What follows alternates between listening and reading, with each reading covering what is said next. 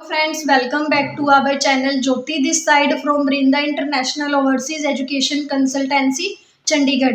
Guys, आज हम इस वीडियो में बात करेंगे ऑस्ट्रेलिया स्टडी वीज़ा प्रोसेस के बारे में एंड उसके साथ साथ गाइस मैं आपको eligibility criteria, academic, IELTS, tuition fees, application fees and programs के बारे में भी बताऊंगी। अगर आपने गाइस हमारे यूट्यूब चैनल पर फर्स्ट टाइम विजिट किया है, चैनल को सब्सक्राइब करना ना भूलें एंड वीडियो को एंड तक जरूर देखें, लाइक करें एंड शेयर करें सो दैट आपको इंफॉर्मेटिव प्रोडक्टिव वीडियो प्रोवाइड की जाएंगी।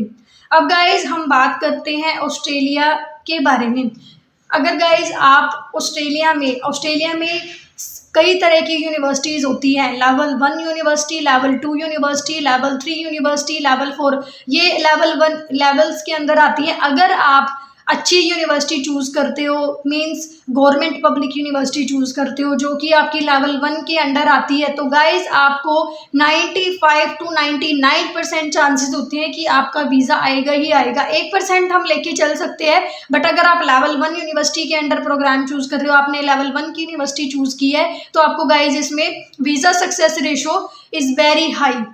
उसके बाद गाइज सेकंड थिंग, आपने देखा होगा गाइज कि कनाडा में क्या रहता है कि कनाडा में अगर आपका किसी रीज़न से रिजेक्शन आता है तो उसमें एक नॉर्मल पेपर वाइज पेपर दे देते हैं कि आपका रिजेक्शन आया है। लेकिन ऑस्ट्रेलिया में गाइज बिल्कुल भी ऐसा नहीं है। ऑस्ट्रेलिया में अगर रिजेक्शन आती है तो वो आपको प्रॉपर जो है एक्सप्लेनेशन के साथ आपको बताते हैं कि आपका जो है वीज़ा रिजेक्ट हुआ है तो वो किस वजह से रिजेक्ट हुआ है। ये सबसे बड़ी ऑस्ट्रेलिया में एडवांटेज है। थर्ड, इसमें आपने देखा होगा कि कनाडा में जो कंपलसरी होता है 1 ईयर की फीस प्लस GIC सबमिट करना, डिपॉजिट करना कंपलसरी होता है, लेकिन ऑस्ट्रेलिया में गाइज ऐसा नहीं है। ऑस्ट्रेलिया में आप 6 मंथ की ट्यूशन फी डिपॉजिट करके भी जा सकते हो। ये बहुत ही गोल्डन अपॉर्चुनिटी है गाइज आपके लिए। उसके बाद गाइज जैसे मैंने बताया कि इसमें आपको जो है tuition fee and GIC deposit करना पड़ता है। यहाँ पे 6 मंथ की तो फीस आपको डिपॉजिट करनी है। उसके बाद गाइज आपको इसके अलावा आपको कुछ भी डिपॉजिट नहीं करना, आपने ओनली शो करना है, आपने फंड्स दिखाने हैं जो कि तब तक होने चाहिए जब तक आपका वीज़ा नहीं आ जाता।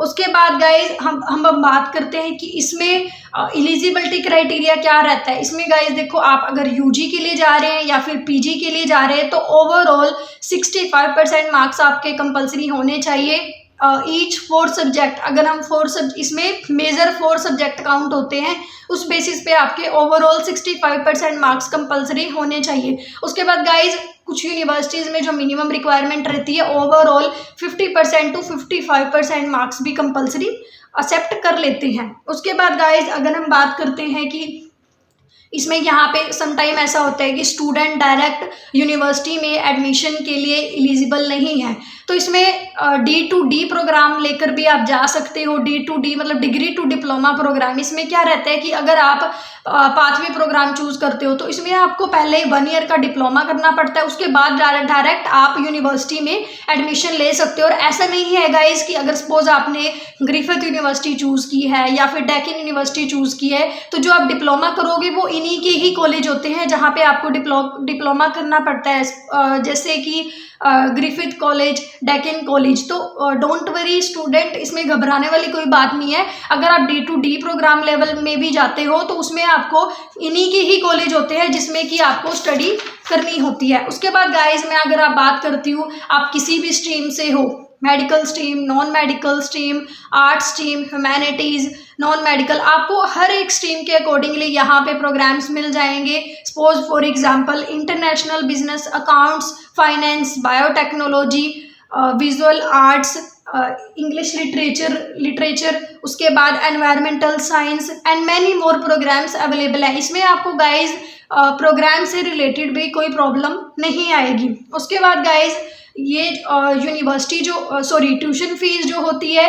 डिपेंड करती है यूनिवर्सिटी टू यूनिवर्सिटी। यहाँ पे गाइज आपको मैंने बताया है कि आपको 1 ईयर की ट्यूशन फीस होती है। इसमें क्या होता है, एक सबसे बड़ा बेनिफिट ये भी है गाइज, आपको इसमें यहाँ पे स्कॉलरशिप 15 to 30% स्कॉलरशिप प्रोवाइड होती है, जिससे कि आपकी मिनिमम 25% ट्यूशन फी रिड्यूस हो जाती है। ये भी आपके लिए बहुत बेटर अपॉर्चुनिटी है। फॉर एग्जांपल अगर आपकी 35,000 समथिंग फीस है, तो आपकी जो है अगर स्कॉलरशिप प्रोवाइड होती है तो उसमें आपको 25% ट्यूशन फी रिड्यूस होने के बाद 25 या 26,000 समथिंग रह जाती है, जिससे कि आपको इसमें 1 ईयर की फीस, उसके साथ साथ आपको जो शो करना पड़ता है लिविंग एक्सपेंस, आपका लिविंग एक्सपेंस के साथ साथ आपका OSHC ट्रैवल एक्सपेंस, ये आपको शो करना पड़ता है। वो इसलिए शो करना पड़ता है कि अगर आप इतनी फॉरेन कंट्री में जा रहे हो तो आप कितना लिविंग एक्सपेंस लेके चल रहे हो, आप 1 ईयर के लिए आपके पास लिविंग एक्सपेंस है भी या नहीं है। उसके बाद गाइज आपको एक चीज़ और बताती हूँ कि इसमें जैसे मैंने बताया कि इसमें फंड शो करने पड़ते हैं। वो आप फंड कैसे शो कर सकते हो? आप सेविंग अकाउंट में शो कर सकते हो, FD के थ्रू कर सकते हो, एजुकेशन लोन ले सकते हो, PPF के थ्रू कर सकते हो, या फिर GPF के थ्रू कर सकते हो। उसके बाद गाइज अगर आप जो ये फंड शो कर रहे हैं, उनको शो करने के लिए आपको स्पॉन्सर कौन कौन कर सकता है? आपके पेरेंट्स कर सकते हैं, ग्रैंड पेरेंट्स कर सकते हैं, सिबलिंग कर सकते हैं, अंकल कर सकते हैं एंड आंट कर सकती हैं। उसके बाद गाइज अब मैं आपको बताती हूँ कि ऑस्ट्रेलिया में एप्लीकेशन फीस जो होती है वो वेव्ड ऑफ होती है, तो आपके लिए ये भी बहुत अच्छी अपॉर्चुनिटी है। समटाइम स्टूडेंट को बहुत प्रॉब्लम होती है, बोलते हैं कि मैम एप्लीकेशन फ़ीस नहीं पे कर सकते, काफ़ी स्टूडेंट्स होते हैं, तो आप इस चीज़ का भी बेनिफिट उठाइए। आपकी जो है अभी इसमें एप्लीकेशन फ़ीस भी वेव्ड ऑफ है। इसके बाद गाइज हम बात करते हैं ट्यूशन फीस की। आपकी ट्यूशन फीस कितनी रहती है? मिनिमम अगर हम गाइज ट्यूशन फीस की बात करें वो UG एंड PG लेवल के लिए, सम यूनिवर्सिटीज़ में कुछ चीप यूनिवर्सिटीज़ भी होती हैं, उसमें फ़ीस कम होती है रीजनल एरियाज़ में, लेकिन ऐसा नहीं है कि अगर उसमें फ़ीस कम है तो वो अच्छी यूनिवर्सिटी नहीं है। नो, ऐसा बिल्कुल नहीं है, काफ़ी अच्छी यूनिवर्सिटीज़ होती हैं। बस वो होता है कि समटाइम स्टूडेंट इतना अफोर्ड नहीं कर पाते, तो काफ़ी ऑस्ट्रेलिया में ऐसी यूनिवर्सिटीज़ हैं जिसमें ट्यूशन फीस सिनेरियो बहुत कम होता है। तो इसमें अगर ट्यूशन फीस की बात करें, जो मिनिमम रेंज रहती है 24,000 ऑस्ट्रेलियन डॉलर से लेके 45 ऑस्ट्रेलियन डॉलर ट्यूशन फीस रहती है। तो गाइज आपको इसमें ट्यूशन फीस से रिलेटेड भी कोई प्रॉब्लम नहीं आएगी। अब गाइज मैंने आपको ये सारी चीज़ें एक्सप्लेन कर दी है। उसके बाद गाइज अब हम बात करते हैं ऑस्ट्रेलिया स्टडी वीज़ा के ऑल प्रोसेस के बारे में। पहले गाइज आपका एप्लीकेशन सबमिट होती है, आपका ऑफर लेटर के लिए अप्लाई होता है।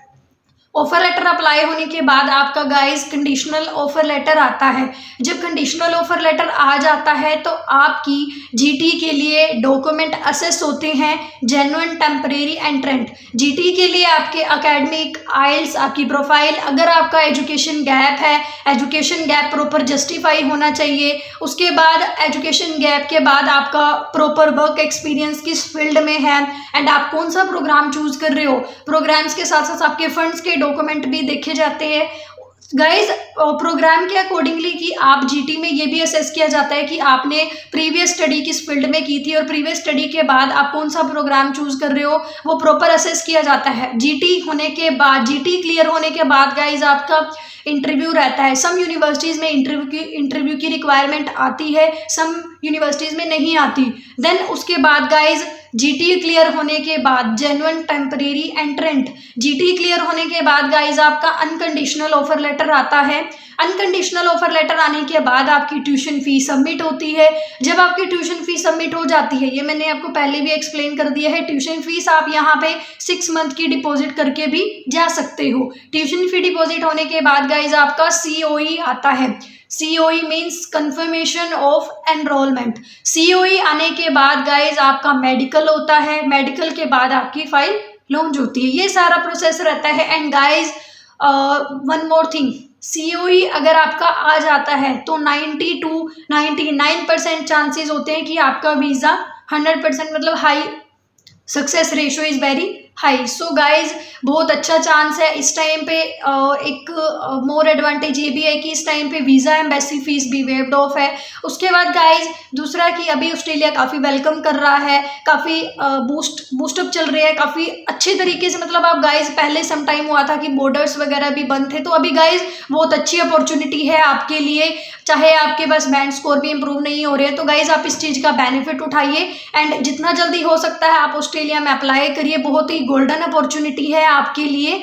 एंड गाइज, अगर आपको कोई भी कंसर्न है, कोई क्वेरी है, तो आप नीचे दिए गए नंबर पे कॉन्टैक्ट करें। Have a nice day, thank you so much.